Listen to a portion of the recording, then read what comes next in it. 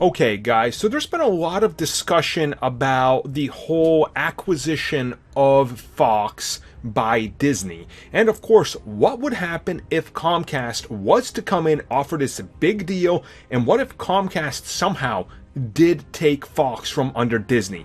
What happens to the characters we want in the MCU? What happens to Deadpool? What happens to the X-Men? What happens to any of the related characters to the Fantastic Four or anything? You know, are we going to see those in the MCU, or do they go over with Comcast to Universal? And this is going to be a topic that's sort of a little bit weird for discussion, but let's talk about it nonetheless. So from what I understand is the character rights are not transferable between studios. So essentially what this means is characters like the Fantastic Four, like Deadpool, Silver Surfer, Wolverine, all the X-Men, they would not be able to transfer those rights over to Universal. Because when these contracts were hashed out in the late 90s when Marvel was going bankrupt, they were sold to the particular studio. And they had certain clauses in them that said, look, you have to produce a movie every 5, every 7, every 10 years based on this character if you want to hang on to them.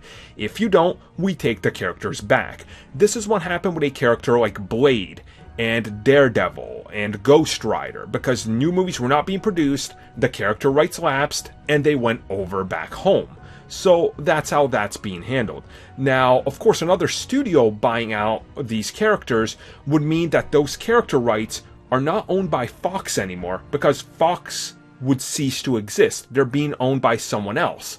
So, in theory, how many people are talking about this is that these licenses are not going to be transferable between these studios. So what happens with them is the fact that Universal, let's say they win, and suddenly Comcast and Universal own these. They can't own Marvel characters which were sold directly to Fox, which means these characters go back over to Marvel, which is owned by Disney.